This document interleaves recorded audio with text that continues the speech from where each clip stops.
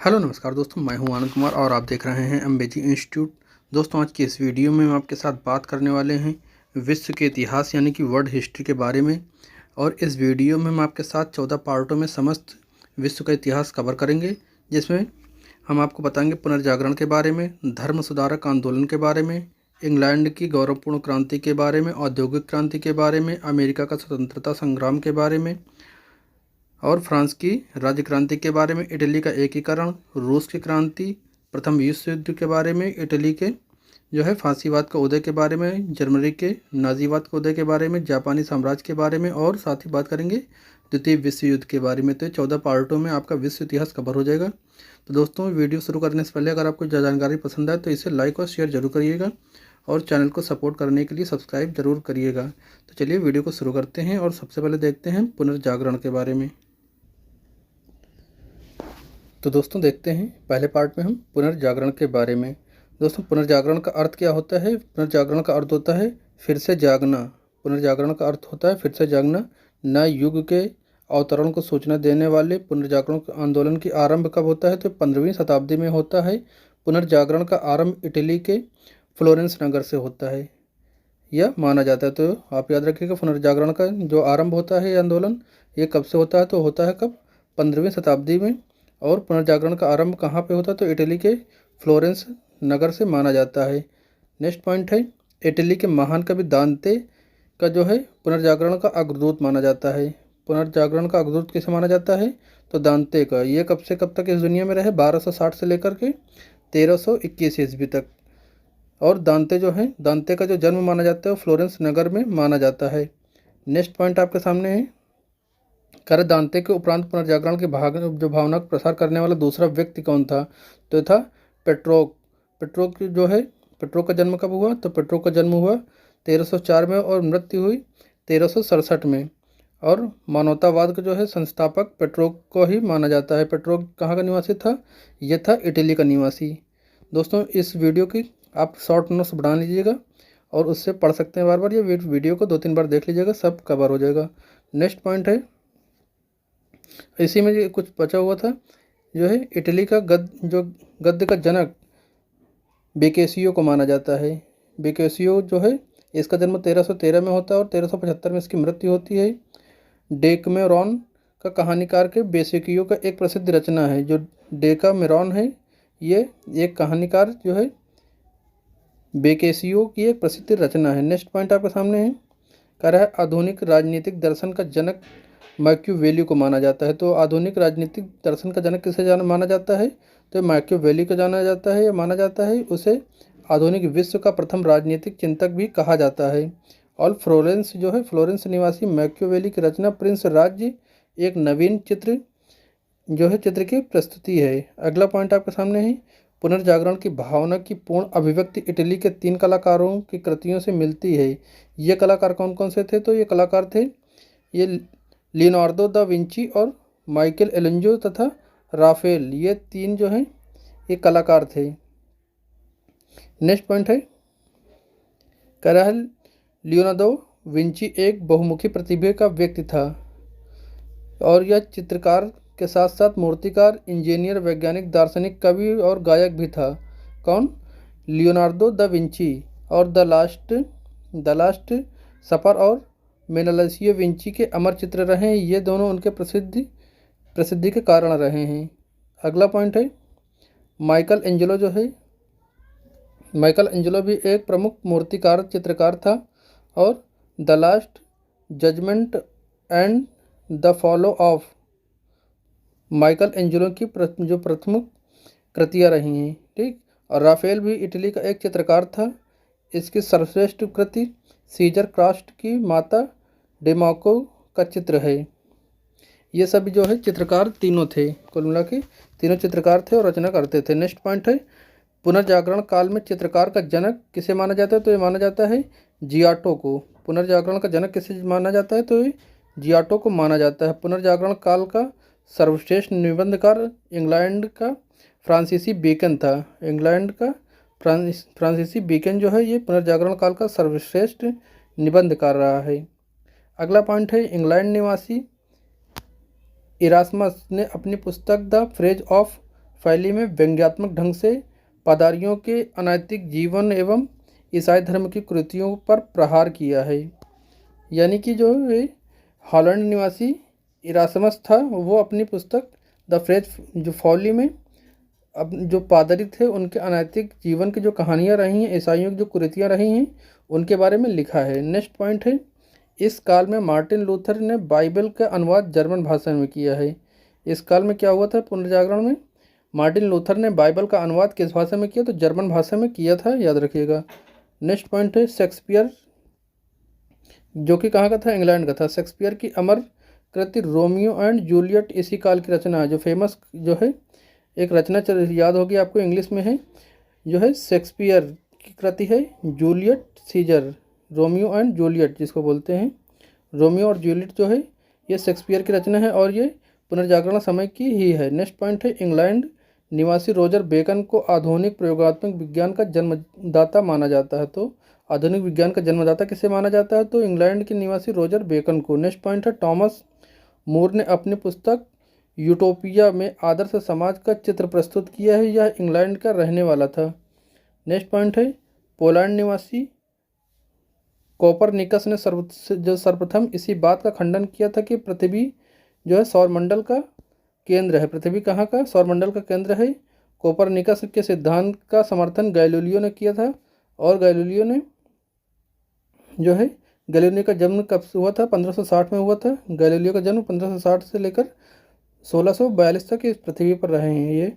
Next point है, German निवासी और प्रसिद्ध वैज्ञानिक केपलर जो है, जर्मन निवासी और प्रसिद्ध वैज्ञानिक केपलर ने गणित की सहायता से यह बताया कि सूर्य जो है सूर्य के चारों ओर एक परिक्रमा करते हैं। जो सूर्य है, ग्रह सूर्य के चारों ओर परिक्रमा करते हैं। ये किसने बताया था? ये केपलर ने बताया था। ये केपलर का जन्म कब हुआ था? तो केपलर का जन्म जो है ये 1571 से लेकर जो 1630 तक रहे हैं। नेक्स्ट पॉइंट है, न्यूटन ने गुरुत्वाकर्षण का नियम बताया था इसी समय में। न्यूटन का जो गुरुत्वाकर्षण नियम रहा है वो इसी पुनर्जागरण के समय में बताया गया था। नेक्स्ट आपका पार्ट रहा है धर्म सुधारक आंदोलन। तो देखिए अब हम आपको बताते हैं, चलिए बताते हैं धर्म सुधारक आंदोलन के बारे में। धर्म सुधारक आंदोलन की शुरुआत कब होती है? ये होती है 16वीं सदी में। धर्म सुधारक आंदोलन की जो शुरुआत होती है ये 16वीं सदी में होती है। इस आंदोलन का प्रवर्तक जर्मनी निवासी मार्टिन लूथर है। धर्म सुधारक आंदोलन का जो है प्रवर्तक किसे माना जाता है? तो जर्मनी का निवासी मार्टिन लूथर को माना जाता है। ठीक। और नेक्स्ट पॉइंट है, धर्म सुधारक आंदोलन की शुरुआत कहाँ से होती है? तो होती है इंग्लैंड से। धर्म सुधारक जो आंदोलन होता है इसकी शुरुआत इंग्लैंड से ही होती है। नेक्स्ट पॉइंट है, जॉन पिकलिफ को धर्म सुधारक आंदोलन का प्रातःकालीन तारा कहा जाता है। तो धर्म सुधारक आंदोलन का प्रातःकालीन तारा किसे कहा जाता है? तो जॉन विक्लिफ को जो है धर्म सुधारक आंदोलन का प्राचीन काल का तारा कहा जाता है। इसके अनुयायी कौन थे? तो इसके अनुयायी लोलाडर्स कहलाए धर्म सुधारक आंदोलन के जॉन जो है विक्लिफ के अनुयायी। नेक्स्ट पॉइंट है, धर्म सुधारक आंदोलन ने कैथोलिक चर्च की बुराइयों को उजागर करते हुए नए संप्रदाय प्रोटेस्ट को जन्म दिया और तब कैथोलिक चर्च में आत्मनिरीक्षण के क्रम में प्रतिसुधार आंदोलन चलाया। अगला पॉइंट है, धर्म सुधारक आंदोलन में धर्म के मूल स्वरूप में कोई चुनौती नहीं थी, केवल विरोधी केवल कौन था? व्यवहार एवं कार्यबंधक था। ठीक। और किसी ने ईसा मसीह, बाइबल आदि को अनाथस्ट नहीं किया था। नेक्स्ट पॉइंट है, अमेरिका की खोज क्रिस्टोफर कोलंबस ने किया था। क्रिस्टोफर कोलंबस ने अमेरिका की खोज किया था, आप सभी को पता ही होगा। अमेरिको वेस्पुसी इटली के नाम पर अमेरिका का नाम पड़ा है। अमेरिका का नाम किसके नाम पर पड़ा? तो अमेरिको वेस्पुसी जो इटली का था, इसके नाम के आधार पर अमेरिका का नाम रखा गया है। नेक्स्ट पॉइंट है, प्रशांत महासागर का नाम स्पेन के निवासी मैगलन ने किया था। किसने किया था प्रशांत महासागर का नामकरण?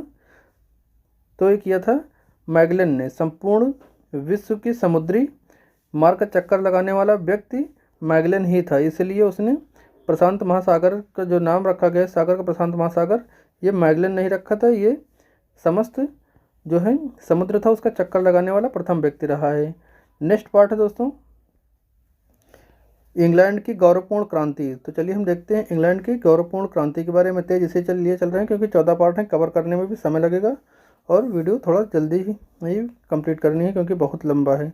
नेक्स्ट पॉइंट है इंग्लैंड के गृह युद्ध चार्ल्स प्रथम के शासनकाल में हुआ। कब हुआ था? 1642 में। इंग्लैंड का गृह युद्ध कब हुआ, किसके शासनकाल में हुआ? तो प्रथम चार्ल्स थे, चार्ल्स प्रथम के शासनकाल में 1642 ईस्वी में होता है इंग्लैंड में गृह युद्ध, तथा यह 7 वर्षों तक चलता है। कितने वर्षों तक चलता है? 7 वर्षों तक। कब से कब तक? 1642 से लेकर 1649 तक चलता है इंग्लैंड का गृह युद्ध। गृह युद्ध के बाद चार्ल्स प्रथम को फांसी दे दी जाती है। इंग्लैंड की गौरवपूर्ण क्रांति जो होती है ये होती है आपका 1688 में। इंग्लैंड की गौरवपूर्ण क्रांति कब होती है? ये 1688 में होती है। उस समय इंग्लैंड का शासक कौन था? जेम्स द्वितीय था। जो गृह युद्ध होता है जो है इंग्लैंड का, वो चार्ल्स प्रथम के शासनकाल में होता है, 1642 में होता है। ये 7 वर्षों तक लगातार चलता है। इसके उपरांत क्या होता है, जो चार्ल्स प्रथम थे उनको फांसी दे दी जाती है। ये फिर यहाँ की जो गौरवपूर्ण क्रांति होती है इंग्लैंड की, ये होती है आपकी 1688 में। और ये उस समय होती है जब यहाँ का शासक यानी कि इंग्लैंड का शासक कौन था? जेम्स द्वितीय था। यहाँ तक समझ आया? आगे बात करते हैं इंग्लैंड के 1688 के क्रांति को रक्तहीन क्रांति अथवा वैभवपूर्ण क्रांति भी कहा जाता है। ये इसे रक्तहीन क्रांति क्यों कहा जाता है इंग्लैंड की क्रांति को?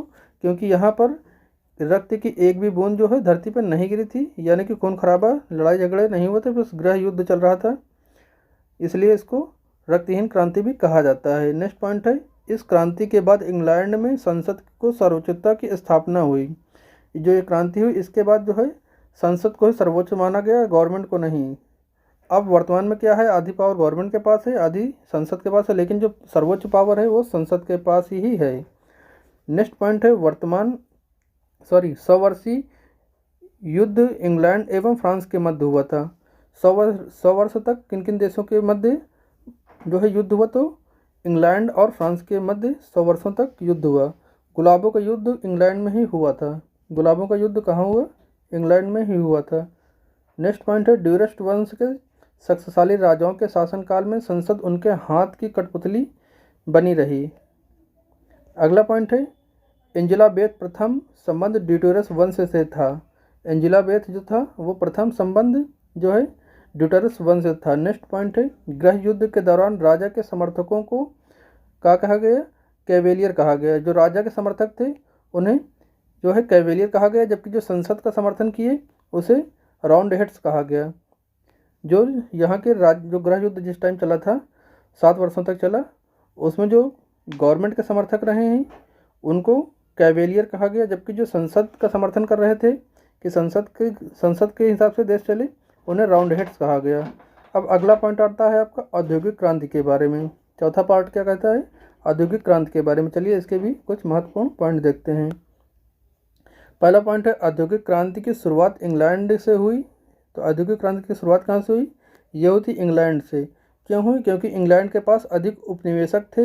इंग्लैंड के पास और क्या था? कच्चे माल की और पूंजी की अधिकता थी। कच्चा माल और अधिकता इंग्लैंड के पास था। इसी कारण से इंग्लैंड की शुरुआत जो इंग्लैंड में होता है गौरवपूर्ण क्रांति की शुरुआत। नेक्स्ट पॉइंट है इंग्लैंड में सर्वप्रथम औद्योगिक क्रांति की शुरुआत जो होती है वो सूती वस्त्रों से होती है। इंग्लैंड में जो सूती वस्त्र होते हैं वहीं से उनकी औद्योगिक क्रांति की शुरुआत हो जाती है। अगला पॉइंट रहा उत्पादन के क्षेत्रों में मशीन एवं वाष्प की शक्ति के उपयोग से जो व्यापक परिवर्तन हुए और उन परिवर्तनों के फलस्वरूप लोगों की जीवन पद्धति और उनके विचार के बारे में जो मौलिक परिवर्तन हुए उसे इतिहास में औद्योगिक क्रांति कहा गया। मतलब क्या रहा इसका? जो यहाँ पर क्रांति हुई, कपड़े बनाए गए, कपड़े बनाने से जो है उनको पैसा मिला और उनको जो मजदूर थे या जो काम करने वाले थे उनके जीवन में जो परिवर्तन हुआ उसी को क्या कहा गया? उसी को कहा गया औद्योगिक क्रांति। नेक्स्ट पॉइंट है 1814 में स्टेफन ने रेल के द्वारा जो खानों से बंदरगाहों तक कोयला ले जाने के लिए भाप इंजन का प्रयोग हुआ। भाप इंजन का प्रयोग किस लिए हुआ? स्टेफन ने किया था। स्टेफन ने 1814 ईस्वी में जो रेल के द्वारा जो था बंदरगाहों से खानों से बंदरगाहों तक कोयला ले जाने के लिए भाप इंजन का प्रयोग किया। किसने किया था? स्टेफसन ने। नेक्स्ट पॉइंट है स्कॉटलैंड के मैकेडम ने सर्वप्रथम पक्की सड़कों को बनाने की विधि निकाली। तो जो आज पक्की सड़कें हर देश में बनी हुई हैं, इसका जन्मदाता कौन है? तो यह है स्कॉटलैंड के मैकेडम। स्कॉटलैंड के रहने वाले मैकेडम ने पक्की सड़कें बनाने की विधि सर्वप्रथम निकाली थी। नेक्स्ट पॉइंट है टाउनशेंड ने हेर फेर, जिसको कहते हैं रोटेशन करके फसलों को बोने की पद्धति निकाली। मतलब रोटेशन का मतलब होता है एक के बाद दूसरे के बाद फिर से वही फसल लिया। जो रोटेशन में होता है वो उस पद्धति को किसने किया? तो टाउनशेंड ने हेर फेर करके फसलों की बोने की पद्धति निकाली थी। अगला पॉइंट रहा है औद्योगिक क्रांति की दौड़ में जर्मनी इंग्लैंड का प्रतिद्वंदी था। जो जर्मनी रहा है वो इंग्लैंड का प्रतिद्वंदी यानी कि कंपटीशन करने वाला था। अगला पॉइंट है एशिया के देशों में जापान में आधुनिक उद्योग का विकास सर्वप्रथम हुआ था। जो एशिया का देश रहा जैसे भारत, पाकिस्तान, चीन, ये सब जहाँ पर एशिया के देशों में जो सबसे पहले आधुनिक विकासों का सर्वप्रथम विकास कहाँ पे हुआ? तो हुआ था आपका जो जापान है, यहाँ पर एशिया में सबसे पहले जापान में आधुनिकीकरण हुआ। नेक्स्ट पॉइंट है आपका 5वां पार्ट अमेरिका का स्वतंत्रता संग्राम। तो देखते हैं स्वतंत्रता संग्राम अमेरिका के बारे में कुछ महत्वपूर्ण पॉइंट्स। पहला पॉइंट है 15वीं शताब्दी के अंत में क्रिस्टोफर कोलंबस ने अमेरिका का पता लगाया था। ये हमने अभी आपको पहले भी बताया। अमेरिका में ब्रिटिश औपनिवेशिक साम्राज्य की नींव जेम्स प्रथम के शासनकाल में डाली गई। अगला पॉइंट है अमेरिका के मूल निवासी रेड इंडियन कहे जाते थे। जो अमेरिका के मूल निवासी रहे, जो अभी वहाँ पर किसकी लड़ाई चल रही है? वहाँ गोरे और काले यानी कि फेयर एंड ब्लैक की जो लड़ाई चल रही है, उसमें जो मूल निवासी वहाँ के थे वो थे रेड इंडियन। मूल निवासियों को क्या कहा गया? रेड इंडियन कहा गया। अगला पॉइंट है अमेरिका में 13 अंग्रेजी बस्तियाँ यानी कि उपनिवेश थे। अमेरिका में कितनी बस्तियाँ रही थी उस टाइम? तो 13 बस्तियाँ टोटल रही थी। अगला पॉइंट है ब्रिटिश साम्राज्य के शोषण का विरोध करने के लिए उपनिवेशियों ने स्वाधीनता के पुत्र तथा स्वाधीनता की पुत्रियां आदि संस्थाएं स्थापित की। जो वहाँ पर ब्रिटिश शासन हो गया था अमेरिका में, उनसे छुटकारा पाने के लिए, विरोध करने के लिए उपनिवेशिक जो वहाँ पे थे, वहाँ उन्होंने स्वाधीनता के पुत्र और स्वाधीनता की पुत्रियां आदि संस्थाओं को स्थापित किया था, जिसके चलते वहाँ पर ब्रिटिश जो सरकार का विरोध किया। अगला पॉइंट है अमेरिका स्वतंत्रता संग्राम का तात्कालिक कारण बोस्टन टी पार्टी की घटना थी। जो कब घटी? 16 दिसंबर 1773 को। बोस्टन टी पार्टी की घटना कब घटती है? ये घटती है अमेरिका में 16 दिसंबर 1773 ईस्वी को। इस घटना में अमेरिका का स्वतंत्रता संग्राम आरंभ होता है। इसी घटना के साथ क्या होता है? अमेरिका का स्वतंत्रता संग्राम है, इसका आरंभ हो जाता है। इस घटना का नायक कौन था? Samuel Adams. कौन था? सैमुअल एडम्स था। इस जो बोस्टन टी पार्टी होती है, इसमें होता क्या है? तो 1773 में ईस्ट इंडिया कंपनी का चाय से लदा एक जहाज़ बोस्टन बंदरगाह पर पहुंचता है और बोस्टन के नागरिकों ने इस जहाज़ में जो चाय की पोटलियां लदी थी उनको 16 दिसंबर 1773 को समुद्र में ही फेंक दिया। इस घटना में बोस्टन टी पार्टी के नाम से जाना जाता है। जो घटना हुई थी, इसी घटना को जो चाय से लदी पोटलियां थी जो है बोस्टन बंदरगाह पर, यहाँ के नागरिकों ने उन सभी चाय की पोटलियों को समुद्र में फेंक दिया 16 दिसंबर 1773 को। यही घटना क्या कहलाई? बोस्टन टी पार्टी कहलाई और बोस्टन टी पार्टी के नाम से जाना गया। अगला पॉइंट है अमेरिका स्वतंत्रता संग्राम का नायक जॉर्ज वाशिंगटन था, जो कि बाद में अमेरिका का प्रथम राष्ट्रपति बना। तो अमेरिका का प्रथम राष्ट्रपति कौन बना था? George Washington. और ये जो जॉर्ज वाशिंगटन था, ये कौन था? तो अमेरिका का स्वतंत्रता का प्रथम नायक था। नेक्स्ट पॉइंट है अमेरिका स्वतंत्रता संग्राम के दौरान अमेरिका के लोगों का नारा कौन सा था? तो प्रतिनिधित्व नहीं तो कर नहीं, अमेरिका स्वतंत्रता संग्राम का ये नारा था। अगला पॉइंट है सर्वप्रथम प्रजातंत्र की स्थापना अमेरिका में हुई थी। प्रजातंत्र की जो स्थापना हुई थी वो कहाँ पर हुई थी? ये हुई थी अमेरिका में। अमेरिका को ही आधुनिक गणतंत्र की जननी कहा जाता है। आधुनिक गणतंत्र की जननी किसे कहा जाता है? तो ये अमेरिका को कहा जाता है। नेक्स्ट पॉइंट है सर्वप्रथम धर्मनिरपेक्ष राज्य की स्थापना भी अमेरिका में ही हुई थी।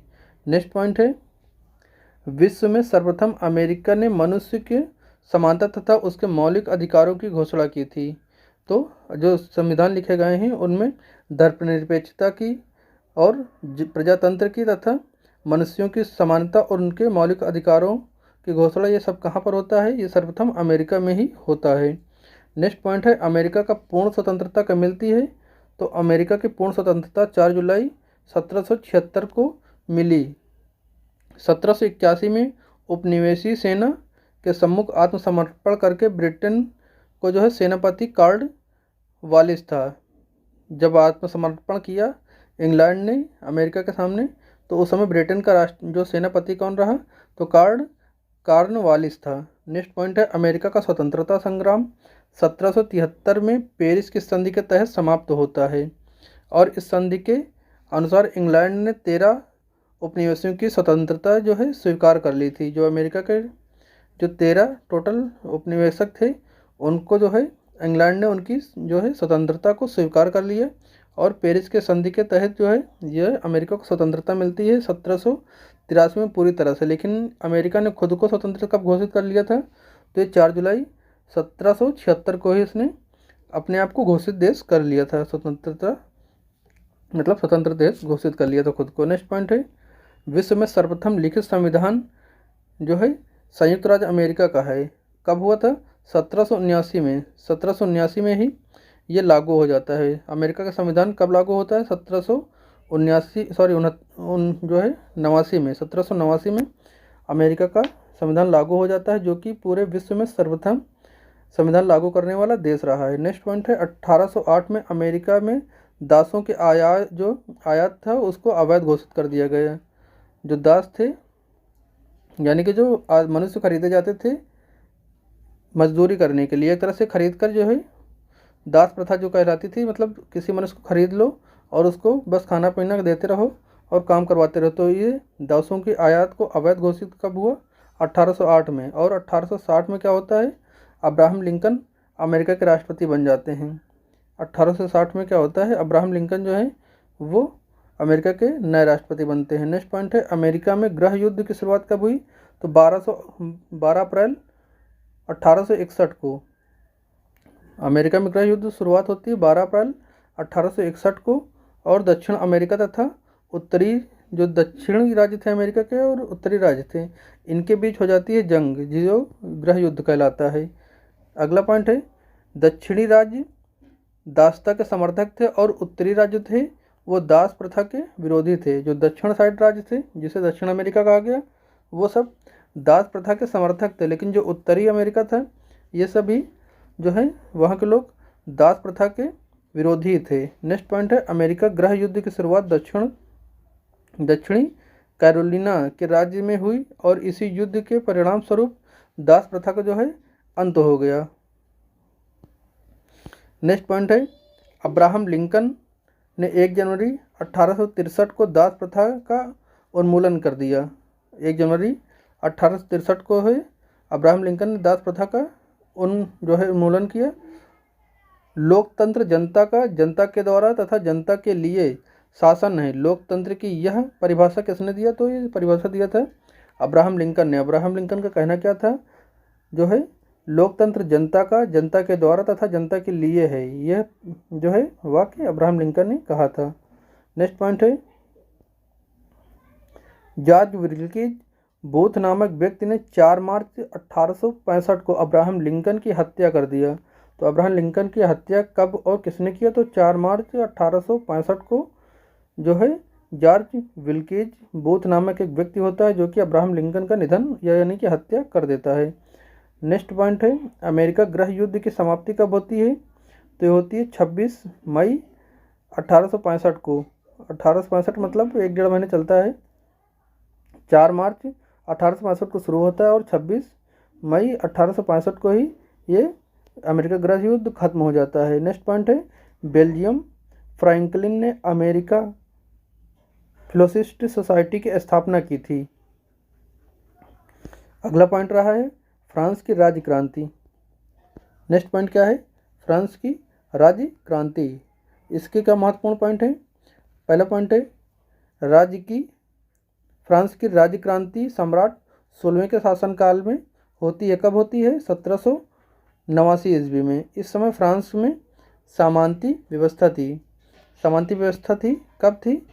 सबसे पहले बात करते हैं फ्रांस की जो है राज्य क्रांति के बारे में कि यानी कब होती है राज्य क्रांति। तो 16वें जो सम्राट 16वें थे इनके शासनकाल में 1789 में हुई थी। फ्रांस में इस समय कैसी व्यवस्था थी? सामंती व्यवस्था थी। अगला पॉइंट है स्वतंत्रता, समानता एवं बंधुता का नारा फ्रांस के राज्य क्रांतिकारी की देन है। नेक्स्ट पॉइंट है मैं ही राज्य हूँ और मेरे शब्द ही कानून है। यह कथन किसका है? तो लुईस 14वें का कथन है। मैं ही राज्य हूँ और मेरे शब्द ही कानून है, ये वाक्य रहा है लुईस 14वें का। नेक्स्ट पॉइंट है लुईस 14वें ने वर्साय को फ्रांस की राजधानी बनाया। फ्रांस की राजधानी वर्साय को किसने बनाया? लुईस 14वें ने बनाया।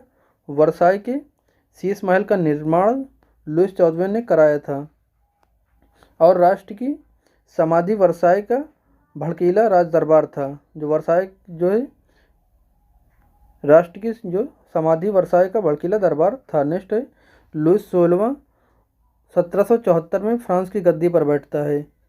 लुईस 16वां मतलब 15वां नहीं बैठता है और इनके आगे के वंशज लुईस 16वां 1774 में गद्दी पर बैठता है और उसकी पत्नी एंता नेत ऑस्ट्रिया की राजकुमारी थी। नेक्स्ट पॉइंट है लुईस 16वें को देशद्रोह के अपराध में 21 जनवरी 1793 को फांसी दे दी गई। 14 जुलाई 1789 को क्रांतिकारियों ने बस्तिल के जेल में के फाटक तोड़ दिया और बंदियों को मुक्त कर दिया यानी कि रिहा कर दिया था। नेक्स्ट पॉइंट है 14 जुलाई का दिन था यह फ्रांसीसियों के लिए जो है राष्ट्रीय दिवस के रूप में मनाया जाता है।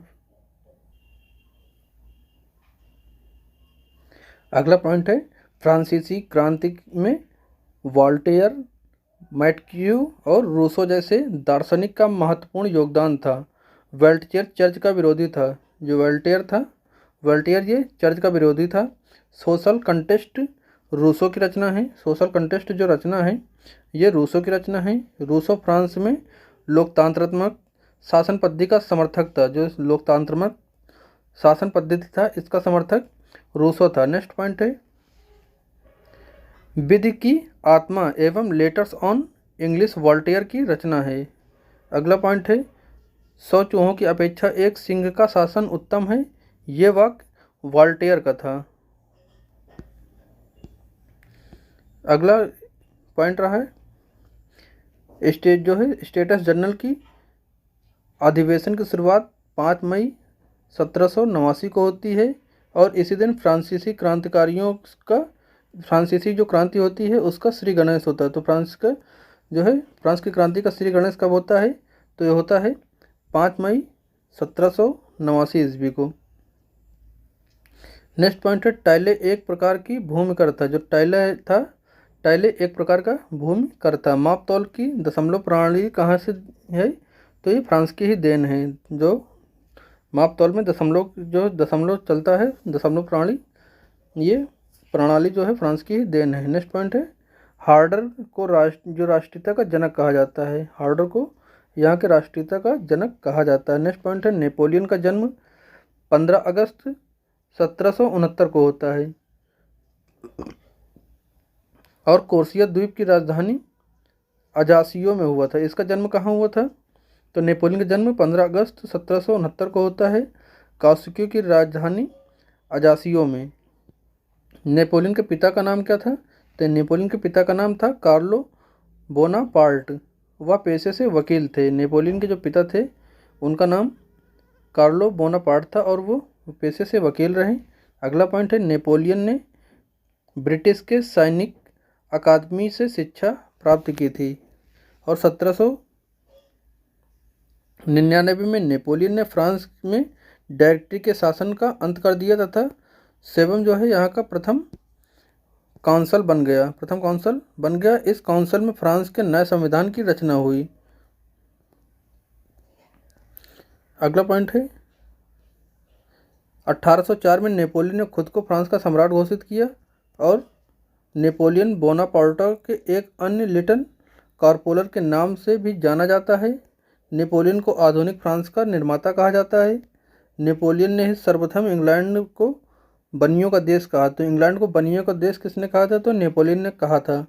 1798 में नील नदी के युद्ध में नेपोलियन के जहाजी बेड़े को नेसल्स के नेतृत्व में इंग्लैंड के जहाजी बेड़े हरा देते हैं। और 1800 ईस्वी में नेपोलियन ने बैंक ऑफ फ्रांस की स्थापना की थी। बैंक ऑफ फ्रांस की स्थापना किसने की थी और कब किया? तो 1800 ईस्वी में नेपोलियन ने ही किया था। नेक्स्ट पॉइंट है, नेपोलियन की कानून की संग्रह तैयार करवाया जिसने नेपोलियन कोड कहा जाता है। नेपोलियन इंग्लैंड के आर्थिक रूप से कमज़ोर करने के लिए महाद्वीपीय व्यवस्था लागू किया था। और जो 21 अक्टूबर 1805 में इंग्लैंड में नेपोलियन के बीच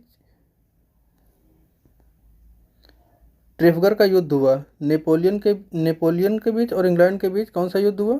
ट्रेफल्गर का युद्ध हुआ। कब हुआ? 21 अक्टूबर 1805 ईस्वी में। फाल्गर के युद्ध में अंग्रेजी जहाजी बेड़े नायक नेसल्स के नेतृत्व में मित्र देशों की फ्रांसीसी जल सेना को बुरी तरह से हराया। इस युद्ध के बाद नेपोलियन समुद्र पर इंग्लैंड से भिड़ने का ख्याल ही हमेशा के लिए त्याग दिया और दोबारा ये युद्ध नहीं लड़ा।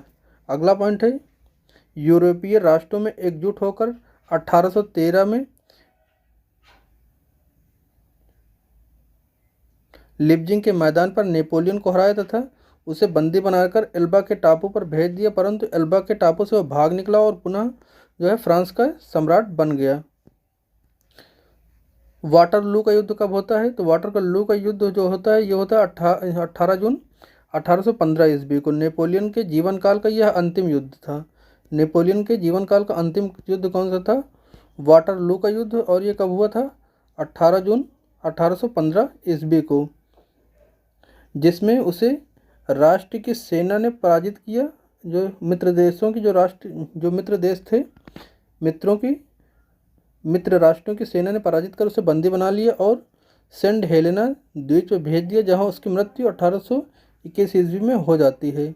नेक्स्ट पॉइंट है, नेपोलियन के पतन का कारण क्या रहा?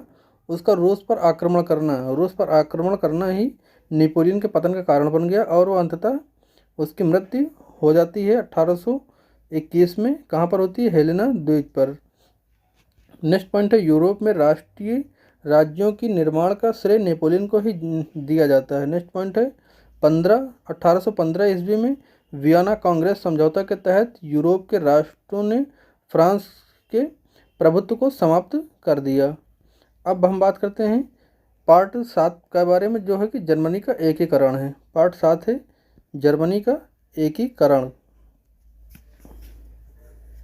इसका पहला पॉइंट है, जर्मनी के एकीकरण का श्रेय बिस्मार्क को जाता है। जो जर्मनी का एकीकरण है उसका जो श्रेय है वो किसको जाता है? बिस्मार्क को। बिस्मार्क प्रशा के शासक विलियम प्रथम का प्रधानमंत्री था।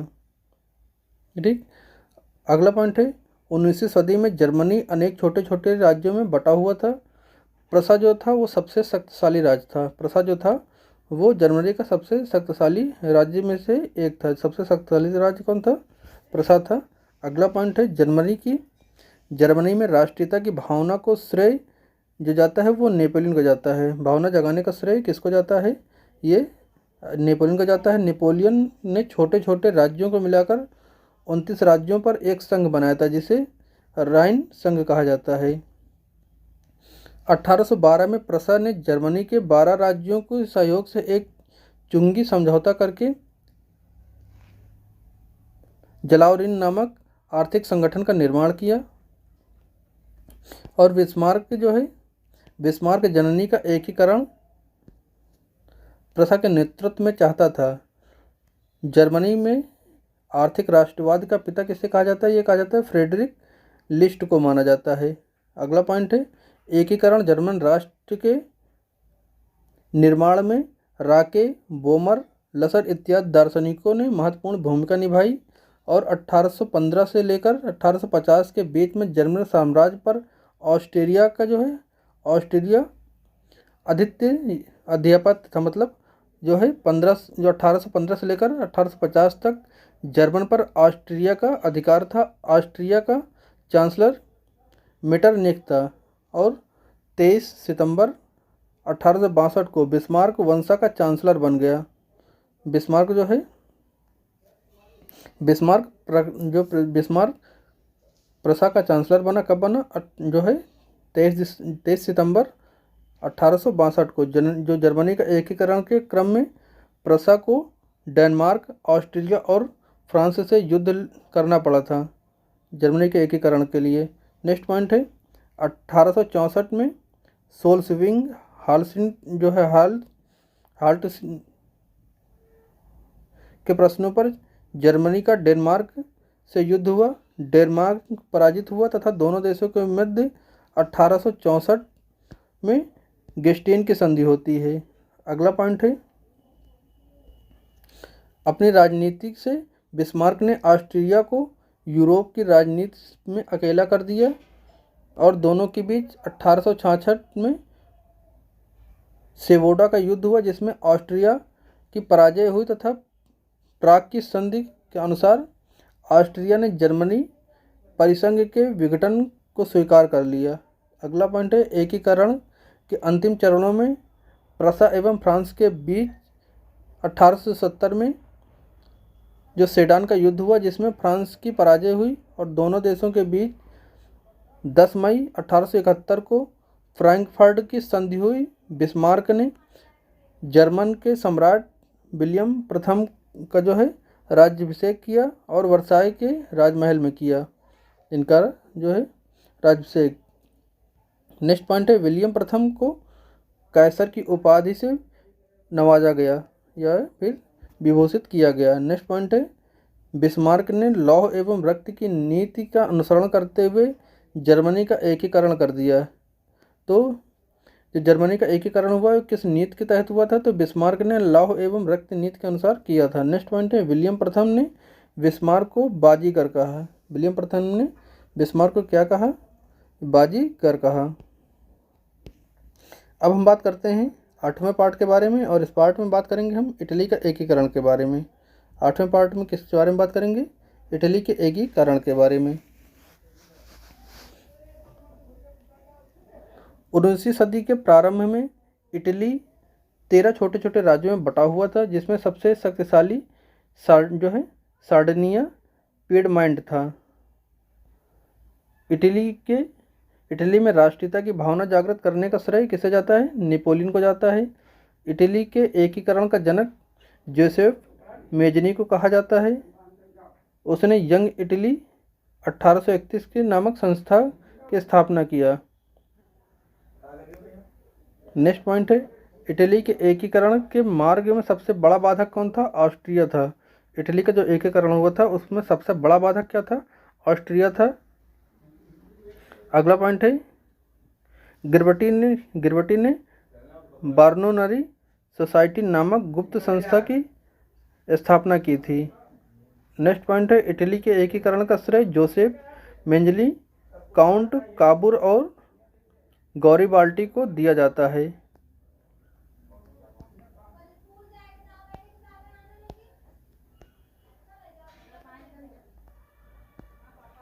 अगला पॉइंट है इटली के एकीकरण का तलवार गैरीबाल्टी को कहा जाता है। इटली के एकीकरण का जो है तलवार किसे कहा जाता है? तो गैरीबाल्टी को कहा जाता है। नेक्स्ट पॉइंट है 1851 में 1851 ईस्वी में सार्डिनिया पीडमोंट के शासक विक्टर इमैनुअल ने काउंट काबूर को अपना प्रधानमंत्री नियुक्त किया और 1854 में केमियो युद्ध में भाग लेकर काबूर ने इटली की समस्या को अंतर्राष्ट्रीय समस्या बना दिया। गैरीबाल्टी ने लाल कुर्ती नामक सेना का गठन किया था। तो लाल कुर्ती सेना थी इसका गठन किसने किया? तो गैरीबाल्टी ने किया था। नेक्स्ट पॉइंट है एकीकरण के प्रथम चरण में काबूर ने फ्रांस की सहायता से 1858 में ऑस्ट्रिया को पराजित कर लोम्बार्डी का क्षेत्र प्राप्त कर लिया था। नेक्स्ट पॉइंट है ऑस्ट्रिया के साथ युद्ध के समय परमा, टस्कनी मोनेडा आदि राज्य के जनमत संग्रह के आधार पर अपने सार्डिनिया पिएडमोंट में मिला लिया। यह एकीकरण का द्वितीय चरण था। नेक्स्ट पॉइंट है, एकीकरण के तृतीय चरण का श्रेय गैरिबाल्डी को दिया जाता है। इस चरण में गैरिबाल्डी ने सिसिली को जीत लिया। इसके बाद नेपल्स में राजमहल में विक्टर एमुलिन की संयुक्त इटली से क्या होता है, शासक घोषित कर दिया जाता है और सार्डिनिया पिएडमोंट का नाम बदल दिया जाता है और इसे इटली राज्य करती है। तो सार्डिया पिएडमोंट सबसे पहले 13 छोटे छोटे राज्यों में सबसे शक्तिशाली जो है राज्य था, उसका नाम बदल दिया जाता है और इटली राज्य कर दिया जाता है। नेक्स्ट पॉइंट है, 1870 ईस्वी में प्रसा एवं फ्रांस के बीच युद्ध का लाभ उठाकर रोम पर अधिकार करके उसे इटली की राजधानी बनाया जाता है और 1871 में ये राजधानी बनाई जाती है। नेक्स्ट पॉइंट है, एकीकरण का चतुर्थ और अंतिम चरण था। जोसेफ मोजिन का कहना था कि यदि समाज में क्रांति लानी है तो क्रांति का नेतृत्व नवयुवकों के हाथों में होना चाहिए। तो ये कथन किसका था? यह था मेंजेनी का।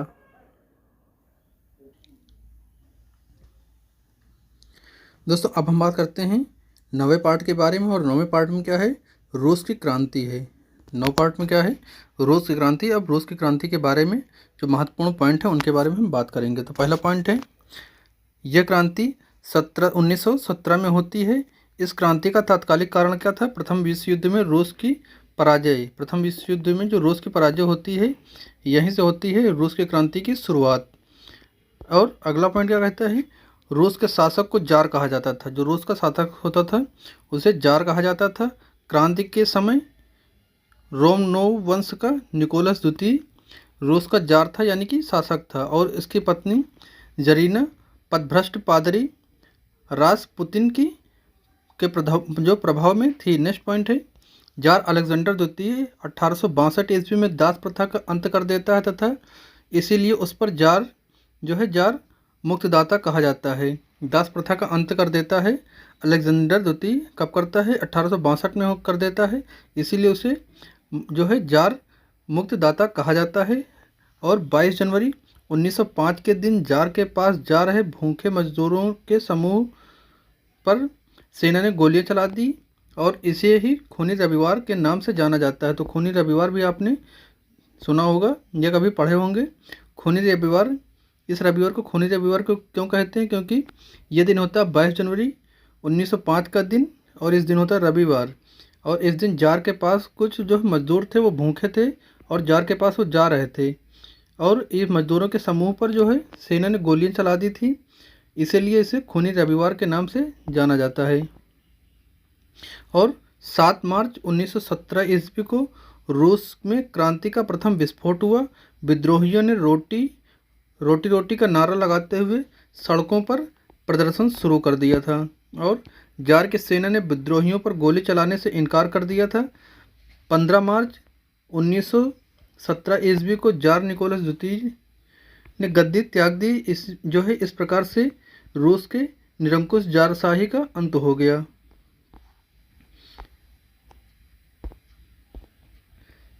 एक जार, एक चर्च और एक रूस का नारा जार निकोलस द्वितीय का ही था। रूसी साम्यवाद का जनक प्लेखानोवा को माना जाता है। किसको माना जाता है? प्लेखानोवा को माना जाता है। नेक्स्ट पॉइंट है, सोशल डेमोक्रेटिव दल की स्थापना कब होती है? 1898 में। कालांतर वैचारिक मतभेदों के आधार पर 1903 में यह दल 2 भागों में बंट जाता है। पहला भाग क्या कहलाता है? पहला भाग कहलाता है बेल्शेविक तथा क्या कहलाता है? बेल्शेविक तथा दूसरा दल क्या कहलाते हैं? मेनशेविक। तो ये बेल्शेविक और मेनशेविक ये 2 भागों में दल बंट जाता है। अगला पॉइंट है बहुमत जो है अर्थात बहुमत या बहुत ज़्यादा संख्या वाला दल कौन सा था? ये बेल्शेविक था और इसमें इसका जो प्रमुख नेता था वो लेनिन था। डेमोक्रेटिक जो दल है ये होता क्या है? सोशल डेमोक्रेटिक दल की स्थापना 1898 में तो हो जाती है, लेकिन जो कालांतर उस समय वैचारिक मतभेद होते हैं जिनके कारण क्या होता है, जिनके कारण ये 1930 1930 में यह दल दो भागों में बट जाता है, बेलशेविक तथा मेंशेविक। जिनके पास अधिक लोग थे, यह बहुसंख्यक वाला दल बेलशेविक कहलाए। इसका जो प्रमुख नेता था वो लेनिन था, और अल्पतम यह कम जनसंख्या वाला था वो मेंशेविक था, और इसका प्रमुख नेता केरेंस्की था। जार की गद्दी त्यागने पर इसने कब त्यागा? 15 मार्च 1917 को यह जार गद्दी त्यागता है। इसके बाद सत्ता मेंशेविकों के हाथ में आ जाती है, क्योंकि उनके पास जो है उनका नेता कौन था? केरेंस्की। और केरेंस्की प्रधानमंत्री बना, परंतु यह सरकार जन समस्याओं को सुलझाने में असफल रही, और इसका विरोध करने पर लेनिन को निर्वासित भी कर दिया गया था। अंततः बेलशेविकों ने बल के आधार पर सत्ता पलटने की तैयारी शुरू कर दी, और 17 नवंबर 1917 ईस्वी में महत्वपूर्ण सरकारी इमारतों पर कब्जा कर लिया गया। केरेंस्की को देश छोड़कर भाग गया, और 17 नवंबर 1917 ईस्वी को बेलशेविक क्रांति का नेता लेनिन था। बेलशेविकों ने एक नई सरकार का गठन किया, जिसका अध्यक्ष लेनिन तथा ट्रेस्की विदेश मंत्री बना। अध्यक्ष कौन बना? लेनिन बना, और ट्रेस्की को विदेश मंत्री बनाया गया। और विश्व ऐतिहासिक में पहली बार यह शासन जो है मजदूर वर्गों के हाथों में गया था। पहली बार जो मजदूर थे, मजदूरों के हाथ में शासन गया था। विश्व में पहली बार यह घटना हुई थी। और साम्यवादी शासक का पहला प्रयोग रूस में ही हुआ। सर्वप्रथम समाजवाद शब्द का प्रयोग रॉबर्ट ओवेन ने किया था। समाजवाद शब्द का सर्वप्रथम प्रयोग किसने किया? रॉबर्ट ओवेन ने किया। यह वेल्स का रहने वाला था। आदर्शवादी साम्राज्यवाद का प्रवक्ता रॉबर्ट ओवेन को माना जाता है। वैज्ञानिक समाजवाद का संस्थापक कार्ल मार्क्स था। कार्ल मार्क्स की जर्मनी का निवासी था। दुनिया के मजदूरों एक हो, यह नारा किसका था? तो यह नारा कार्ल मार्क्स था। दुनिया के मजदूर एक हों, यह नारा कार्ल मार्क्स था। नेक्स्ट है फ्रेडरिक एंजल्स कार्ल मार्क्स का आजीवक साथी रहा। दास कैपिटल एवं कम्युनिस्ट मैनिफेस्टो नामक पुस्तक कार्ल मार्क्स की रचना रही है। फेबियन सोशलिज्म का नेतृत्व जॉर्ज वार्डनशॉक ने किया था। लेनिन ने चेको नामक गुप्त क्रांतिकारियों की संस्था की स्थापना की। प्रथम विश्व युद्ध के दौरान लेनिन का नारा था, युद्ध का अंत करो। प्रथम विश्व युद्ध के दौरान लेनिन का क्या नारा था? युद्ध का अंत करो। 16 अप्रैल 1917 में लेनिन ने रूस की क्रांतिकारी योजना प्रकाशित की, जो कि सिथिस नाम से जानी जाती है। नेक्स्ट पॉइंट है लेनिन 1921 में रूस में नई आर्थिक नीति यानी न्यू इकोनॉमिक पॉलिसी लागू किया। लेनिन ने रूस में नई इकोनॉमिक पॉलिसी कब लागू किया? 1921 ईस्वी में। 1924 को क्या होता है? 1924 को लेनिन की मृत्यु हो जाती है। लाल सेना यानी कि रेड आर्मी नामक संगठन की स्थापना कौन करता है? ट्राटस्की करता है। ट्राटस्की लाल सेना यानी कि रेड आर्मी नामक संस्था का स्थापना करता है। ट्राटस्की स्थायी क्रांति के सिद्धांत का समर्थक था। रूस में सबसे अधिक जनसंख्या स्लाव लोगों की थी। रूस में ज़्यादा जनसंख्या किन लोगों की थी? स्लाव लोगों की थी। अन्ना कैरेनिना का लेखक लियो टॉल्स्टॉय था, और शून्यवाद का जनक तुर्गनेव को माना जाता है।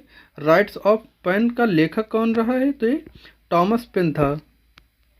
मदर की चर्चा मैसिस गोरोकी ने की थी। आधुनिक रूस का निर्माता टॉल्स्टॉय को माना जाता है। आधुनिक रूस का जन्मदाता किसे माना जाता है?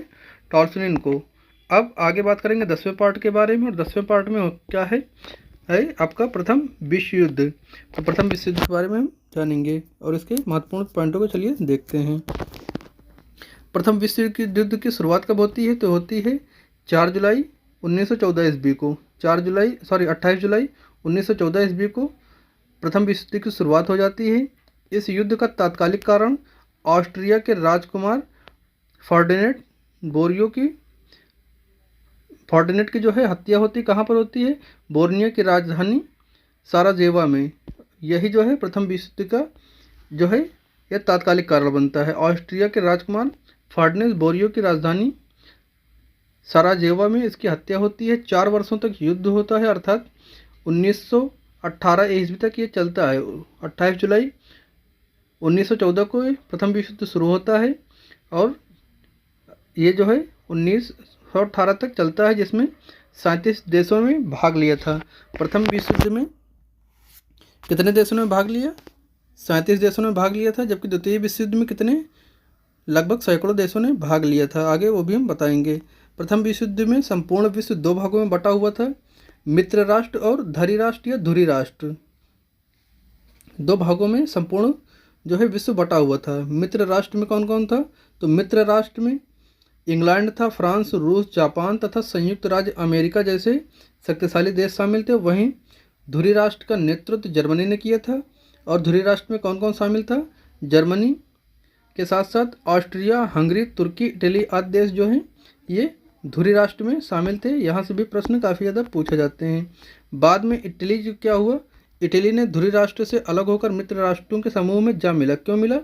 क्योंकि मित्र राष्ट्रों ने इसको लालच दिया था कि इटली के अगल बगल की जो जगह है वो इटली को हम दे देंगे, लेकिन बाद में ऐसा नहीं हुआ। इटली को फिर से जो है ये धुरी राष्ट्रों में आना पड़ता है। उसके बाद क्या हुआ? रूसी क्रांति के बाद रूस युद्ध से अलग हो जाता है। जब रूस की क्रांति होती है तो रूस जो है युद्ध छोड़ देता है, वो अपना अलग हो जाता है और संयुक्त राज्य अमेरिका में तटस्थता ला देता है। लेकिन जर्मनी द्वारा ब्रिटेन के लुफ्तानिया जहाज तथा अमेरिकी जहाज़ों को डुबाने के बाद वह मित्र राष्ट्रों की तरफ से युद्ध में शामिल हो जाता है। लुफ्तानिया जहाज़ के डूबने से मरने वालों की संख्या अधिक अमेरिका के थे। जो लुफ्तानिया जहाज़ था इसमें जो लोग मरे थे, वहाँ उस जहाज़ में मरने वालों की जो संख्या थी सर्वाधिक वो अमेरिका के निवासियों की थी। प्रथम विश्व युद्ध के दौरान जर्मनी ने रूस पर 1 अगस्त 1914 ईस्वी में तथा फ्रांस पर 3 अगस्त 1914 में आक्रमण कर दिया। जर्मनी ने कब किस पर आक्रमण किया? तो 1 अगस्त 1914 ईस्वी में करता है रूस पर आक्रमण और फ्रांस पर करता है 3 अगस्त 1914 को, मतलब 2 दिन बीच में छोड़ के 1 अगस्त को रूस पर, दूसरा 3 अगस्त को जो है फ्रांस पर आक्रमण कर देता है। कौन करता है? जर्मनी करता है। नेक्स्ट पॉइंट है 8 अगस्त 1914 ईस्वी को इंग्लैंड प्रथम विश्व युद्ध में शामिल होता है। जब जो है इंग्लैंड कब शामिल होता है इस युद्ध में? 8 अगस्त 1914 को। 26 अप्रैल 1915 को इटली मित्र राष्ट्रों की ओर से प्रथम विश्व युद्ध में शामिल हो जाता है। अगला पॉइंट है 6 अप्रैल 1917 को। 6 अप्रैल 1917 को अमेरिका प्रथम विश्व युद्ध में शामिल होता है। इस समय अमेरिका का राष्ट्रपति वुडरो विल्सन था। जब ये अमेरिका प्रथम विश्व युद्ध में शामिल होता है तो ये कब होता है? 6 अप्रैल 1917 को। और इस समय अमेरिका का जो राष्ट्रपति था वो कौन था? Woodrow Wilson. प्रथम विश्व युद्ध की समाप्ति कब होती है? 11 नवंबर 1918 को होती है और ये 4 साल तक लगभग चलता है। और नेक्स्ट पॉइंट है 18 जून 1919 को पेरिस में जो शांति सम्मेलन का आयोजन किया जाता था। पेरिस संधि सम्मेलन में अमेरिकी राष्ट्रपति वुडरो विल्सन, ब्रिटेन के प्रधानमंत्री लॉर्ड जॉर्ज तथा फ्रांस के प्रधानमंत्री जॉर्ज कॉलिन्सू की महत्वपूर्ण भूमिका होती है। मित्र राष्ट्रों में जर्मनी की वर्साय के संधि के तहत ऑस्ट्रिया का सेंट जर्मन संधि के तहत और बुल्गारिया के साथ जो है न्यूली संधि और हंगरी के साथ त्रियानो की संधि तथा तुर्की के साथ ये सेखने की संधि होती है, जिस कारण ये युद्ध समाप्त होता है। मित्र राष्ट्रों ने जर्मनी के साथ अन्यायपूर्ण जो है वर्साय की संधि की। अन्यायपूर्ण क्या थी वर्साय की संधि? अन्यायपूर्ण इसलिए क्योंकि जर्मनी से वादा किया गया था कि तुम हमारे साथ आ जाओ मित्र राष्ट्रों के साथ। धुरी राष्ट्र में पहले धुरी राष्ट्र में जर्मनी था, जैसे हमने अभी आपको बताया था, और मित्र राष्ट्रों ने कहा तुम मेरे साथ आओ, मेरी तरफ से युद्ध करो और तुम्हें जो है हम जीतने के बाद अधिक ज़मीन दे देंगे जिससे तुम्हारा विस्तार होगा। लेकिन युद्ध जीतने के बाद भी जर्मनी को अधिक जो है ज़मीन नहीं मिली, क्षेत्र नहीं दिया गया, जिस कारण ये अन्यायपूर्ण वर्साय की संधि हुई। और ये वर्साय की संधि कब हुई थी? 28 जून 1919 को। इस संधि के में द्वितीय विश्व युद्ध का बीजारोपण हुआ। यहीं से युद्ध तो प्रथम विश्व युद्ध खत्म हो गया, लेकिन यहीं पर ये बीज रह गया द्वितीय विश्व युद्ध के लिए। क्यों? क्योंकि जर्मनी के साथ गद्दारी हुई थी, उसका जो कहा गया था उसके साथ वो किया नहीं गया, इसलिए यहीं से इसका बीजारोपण होता है। अंतर्राष्ट्रीय क्षेत्र में विश्व युद्ध का सबसे बड़ा जो योगदान रहा वो लीग ऑफ नेशन यानी कि राष्ट्र संघ का रहा। और इसकी स्थापना कब होती है? ये होती है 1920 में। लीग ऑफ नेशन की स्थापना कब होती है? 1920 में हो जाती है। अब आगे हम बात करेंगे 11वें पार्ट के बारे में, और इस पार्ट में है इटली का फांसीवाद उदय। इटली का फांसीवाद उदय है। जो फाजिस्म जो है यह फांसीवाद, ये इतावली का मूल शब्द है। फांसीवाद किसका मूल शब्द है? यह है इतावली का। इस शब्द का प्रयोग सर्वप्रथम बेनिटो मुसोलिनी के नेतृत्व में चलाए गए आंदोलन में किया गया था। मुसोलिनी के नेतृत्व फांसीवाद या फाशिस्टवाद दल की स्थापना मिलान में की गई थी। फाशिस्ट कट्टर उग्र राष्ट्रीयता का एक रूप था। यह प्रजातंत्र का विपरीत अर्थ रखता था और यह एक शासन प्रणाली के रूप में तानाशाही परिचायक था।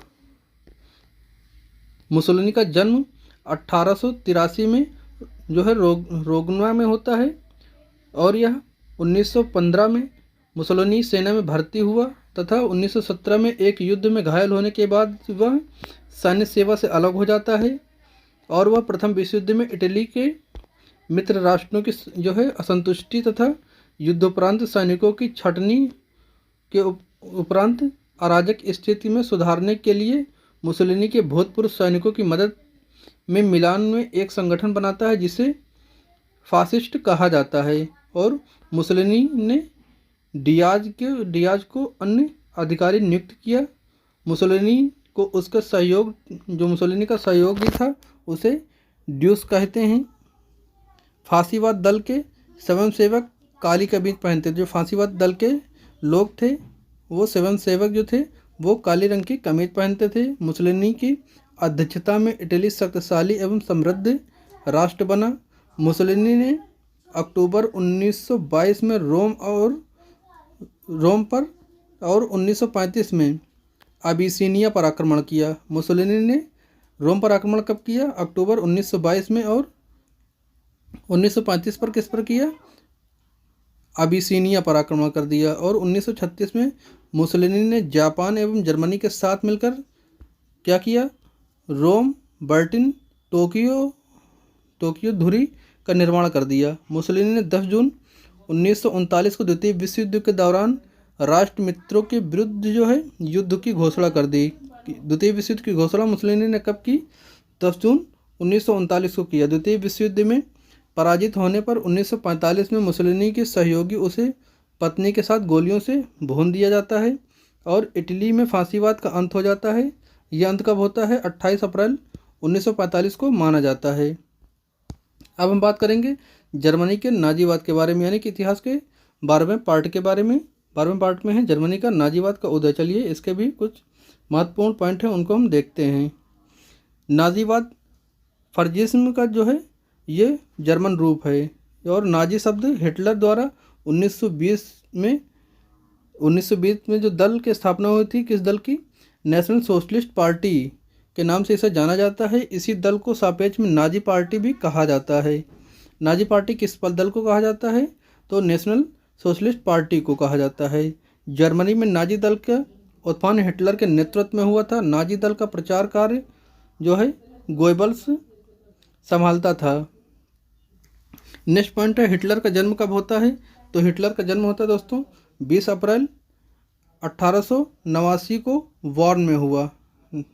20 अप्रैल 1889 को वॉर्न में किसका जन्म होता है? हिटलर का। जर्मन वर्ल्स पार्टी की स्थापना हिटलर द्वारा की जाती है। जर्मन वर्ल्स पार्टी की स्थापना कौन करता है?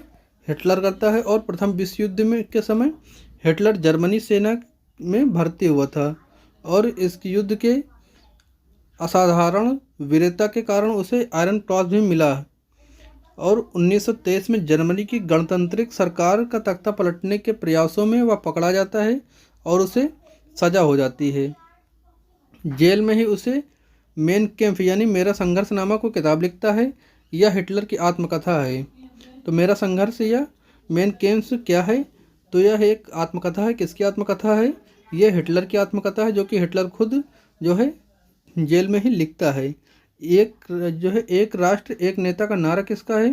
तो ये हिटलर का है, एक राष्ट्र एक नेता। हिटलर वर्साई की संधि का विरोध करता है। जो वर्साई की संधि होती है उसका विरोध हिटलर करता है। अंततः जर्मन देशभक्त एवं पूर्ण सैनिक अफसर नाजी पार्टी को समर्थन दे देता है ये, क्योंकि जब ये जो है वर्साई की संधि का विरोध करता है तो काफ़ी लोग इसके समर्थन में खड़े होते हैं, इसलिए यह एक नेता के रूप में उभरता है। और जर्मन देश में क्या होता है? देशभक्त एवं पूर्ण सैनिक अफसर नाजी पार्टी को समर्थन दे देता है। हिटलर के साथ उसे फायरूरर कहते हैं। हिटलर के समर्थन में उसे, जो हिटलर के समर्थक को उसे क्या कहा जाता है? फायरूरर। हिटलर के समर्थक बाह पर स्वास्तिक का जो चिन्ह होता है उसे बनाए रहते थे या लगाए रहते थे। हिटलर ने गुप्तचर पुलिस का गठन किया जिसे गेस्टापो कहा गया है। हिटलर के लिए सामी विरोध नीति का अर्थ था यहूदी विरोधी नीति। इसका तात्पर्य क्या था? हिटलर यहूदियों से घृणा करता है। राष्ट्रपति हिंडनबर्ग ने 1933 ईस्वी में हिटलर को अपना चांसलर यानी कि प्रधानमंत्री घोषित कर दिया। 1934 में हिटलर जर्मनी का तानाशाह बन बैठा। 33 में क्या होता है? हिटलर को जो है यहाँ के राष्ट्रपति हिंडनबर्ग जो है वो चांसलर यानी कि प्रधानमंत्री से नियुक्त करते हैं। और 1934 में ही ये जर्मनी का हिटलर यानी कि तानाशाह बन बैठता है। और 16 मार्च 1935 को हिटलर ने पुनः सशस्त्रीकरण की घोषणा कर दी थी। इसको जो जर्मनी को मना किया गया था कि आप अपने पास जो वर्साई की संधि हुई थी उसमें कहा गया था कि यहाँ का कोई भी मनुष्य या सरकार अपने पास अस्त्र शस्त्र नहीं रखेगी, लेकिन ये उस घोषणा को बंद करता है और उसका विरोध कर देता है। यह एक तरह से कहिए कि उसमें किए गए वादों रूल्स को तोड़ता है। और 16 मार्च 1935 को हिटलर पुनः सशस्त्रीकरण की घोषणा कर देता है। हिटलर का विस्तारवादी नीति का पहला शिकार ऑस्ट्रिया हुआ था। 1 सितंबर 1939 को हिटलर की सेना ने पोलैंड पर आक्रमण किया और द्वितीय विश्व युद्ध की शुरुआत यहीं से हो जाती है। द्वितीय विश्व युद्ध में पराजय के कारण हिटलर जो है 1945 में आत्महत्या कर लेता है। इसकी पराजय तो होती है, लेकिन ये जब तक रहता है इसकी विस्तारवादी नीति रहती है और इसी कारण से यह अगल बगल के जितने देश थे उनसे इसका जो है युद्ध होता रहता है। अब हम बात करेंगे विश्व के इतिहास के 13वें पार्ट के बारे में। इस पार्ट में है जापानी साम्राज्यवाद।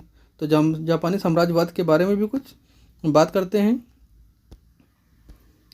पहला पॉइंट है जापान के साम्राज्यवाद का सबसे पहला शिकार कौन था?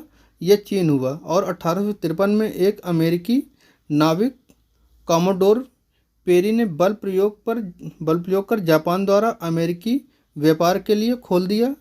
और 1867 ईस्वी में सम्राट मित्सुहितो गद्दी पर बैठ जाता है और उसने मेइजी की उपाधि धारण की। और 1868 ईस्वी में शोगुन एक प्रकार का सामंत वर्ग से ये था और इसने जो है त्यागपत्र देकर वास्तविक शक्ति जापानी सम्राट को सौंप देता है। इस प्रकार से जो है सम्राट के शासन की ही एक प्रकार की पुनः स्थापना होती है, इसलिए इसे मोइजी पुनर्स्थापना भी कहा जाता है। मोइजी युग जो है सम्राट मित्सुहितो के साथ ही जापान में आधुनिकीकरण के युग की शुरुआत हो जाती है यहीं से। और 1872 ईस्वी में जापान में सैनिक सेवा अनिवार्य की जाती है। जो जापान में सैनिक सेवा जो है ये कब अनिवार्य होती है? तो ये होती है आपका 1872 ईस्वी में। और 1905 में जो है रूस को पराजित करता है। जापान जो है रूस को पराजित करता है। कब करता है? ये 1905 में। सोचिए उस समय उसने रूस जैसे देश को पराजित कर दिया था। नेक्स्ट पॉइंट है जापान रूस युद्ध की समाप्ति 5 सितंबर 1905 को पासमाउथ की संधि के द्वारा होती है। अगला पॉइंट है अपनी साम्राज्यवादी आकांक्षाओं की पूर्ति के लिए जापान ने 1931 में मंचूरिया पर आक्रमण किया। मंचूरिया पर आक्रमण जापान ने कब किया? तो ये 1931 में किया था। 20 मार्च 1933 को जापान ने राष्ट्र संघ की सदस्यता को त्याग दिया था। जापान की पीत आंकत से संबोधित किया गया था। जापान को पीत आंकत के नाम से संबोधित किया गया। द्वितीय विश्व युद्ध में जापान धुरी राष्ट्रों का साथ दिया। अमेरिका ने जापान पर पहला जो है परमाणु बम कब गिराया? ये गिराया था 6 अगस्त 1945 को हिरोशिमा पर गिराया था। और दूसरा परमाणु बम 9 अगस्त 1945 को नागासाकी पर गिराया था।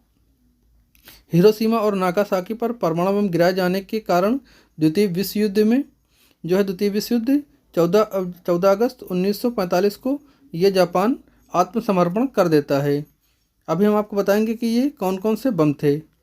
अब यहाँ से बात होती है 14वें पार्ट के बारे में विश्व के, और इस पार्ट में बात होगी द्वितीय विश्व युद्ध के बारे में। तो द्वितीय विश्व युद्ध की शुरुआत कब होती है? ये होती है 1 सितंबर 1939 को। द्वितीय विश्व युद्ध की शुरुआत कब होती है? ये होती है 1 सितंबर 1939 को। इस युद्ध का तात्कालिक कारण क्या था? जर्मनी द्वारा पोलैंड पर आक्रमण कर देना। जर्मनी जब रूल तोड़ देता है हिटलर और वो पोलैंड पर आक्रमण कर देता है, यहीं से द्वितीय विश्व युद्ध की शुरुआत हो जाती है। हमने अभी आपको बताया था। नेक्स्ट पॉइंट है, यह युद्ध 6 वर्षों तक चला था, यानी कि 14 अगस्त 1945 को जब जापान आत्मसमर्पण कर देता है, यहीं से जो है युद्ध समाप्त हो जाता है। इस युद्ध में कितने देशों ने भाग लिया था? तो इसमें टोटल 61 देशों ने भाग लिया था, जबकि जो प्रथम विश्व युद्ध हुआ था उसमें सिर्फ 35 देशों ने भाग लिया था। इस बार द्वितीय विश्व युद्ध में कितने देशों ने भाग लिया? 61 देशों ने। इस युद्ध में एक और सोवियत, रूस, इंग्लैंड, फ्रांस, अमेरिका, चीन तथा अन्य राष्ट्र थे। तो वहीं इनको जो है मित्र राष्ट्र कहा गया। जो इंग्लैंड, फ्रांस, अमेरिका, चीन आदि, सोवियत, रूस आदि राष्ट्र थे, इनको मित्र राष्ट्र कहा गया। जबकि दूसरी ओर थे जर्मनी, जापान, इटली, जिन्हें धुरी राष्ट्र कहा गया। द्वितीय विश्व युद्ध के दौरान जनरल रोमेनल का डेजर्फ फॉक्स रखा गया था। नाम क्या रखा गया? डेजर्फ फॉक्स। द्वितीय विश्व युद्ध के दौरान जनरल रोमेन का नाम डेजर्फ फॉक्स रखा गया। ये रहा आपका पॉइंट। और वर्साई की संधि को आरोपित संधि के नाम से जाना जाता है। जर्मनी ने वर्साई की संधि का उल्लंघन कब किया? तो ये 1935 में किया। 1935 में वर्साई की संधि का उल्लंघन हुआ। और किसने किया? जर्मनी ने किया था। किसके द्वारा? हिटलर ने किया था। नेक्स्ट पॉइंट है, स्पेन में गृह युद्ध 1936 को शुरू हो जाता है। स्पेन में जो गृह युद्ध होता है वो 1936 में शुरू हो जाता है। द्वितीय विश्व युद्ध के समय इंग्लैंड के प्रधानमंत्री विंस्टन चर्चिल और अमेरिका के राष्ट्रपति फ्रैंकलिन डी रूजवेल्ट थे। नेक्स्ट पॉइंट है, द्वितीय विश्व युद्ध के दौरान आरंभ में अमेरिका तटस्थ था, लेकिन जापान द्वारा 7 दिसंबर 1941 को अमेरिका के पर्ल हार्बर नामक नौसैनिक अड्डे पर जो है आक्रमण कर देता है।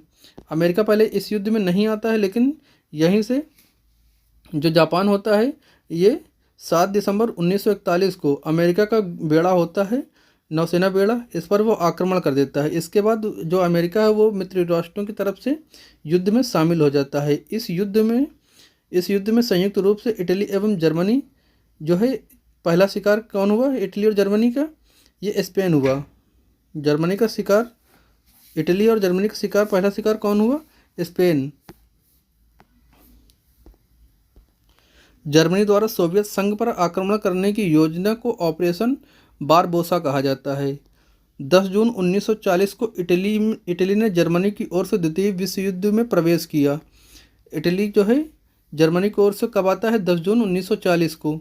और 23 अगस्त 1939 को जर्मनी रूस आक्रमण का समझौता पर हस्ताक्षर हुआ। जर्मनी ने रूस पर समझौता उल्लंघन करने का आरोप लगाकर उस पर जून 1941 में आक्रमण कर दिया। 8 अगस्त 1941 को अमेरिका द्वारा द्वितीय विश्व युद्ध में प्रवेश हुआ। इंग्लैंड की शानदार अलगाववाद नीति का विराचक सेलेवेरी था। द्वितीय विश्व युद्ध में जर्मनी की पराजय का श्रेय रूस को जाता है। द्वितीय विश्व युद्ध में जर्मनी की पराजय यानी कि हार होती है, उसका श्रेय किसको जाता है? रूस को। द्वितीय विश्व युद्ध में अमेरिका ने 6 अगस्त 1945 को जापान के शहर हिरोशिमा तथा लिटिल बॉय यूरेनियम 235 नामक परमाणु गिराता है, और ये एटम बम था। फिर से देखिएगा इस पॉइंट को।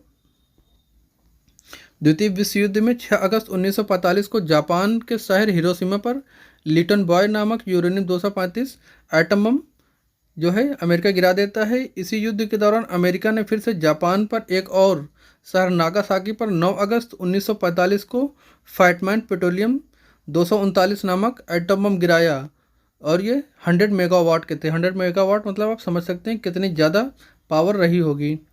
तो ये दो जो एटम बम गिराए गए थे उनके ये नाम हैं, आप नाम भी इनको याद रखिएगा क्योंकि नाम भी बड़े एग्जामों में सीधा नाम पूछता है कि कौन सा बम कब गिराया गया। तो ये जो है लिटन बॉय यूरेनियम 235 ये 6 अगस्त 1945 को जापान के हिरोशिमा पर गिराया गया था, जबकि आपका जो 9 अगस्त 1945 को फैटमैन पेट्रोलियम 293 ये एटम बम 100 मेगावाट का था, ये गिराया गया था नागासाकी पर।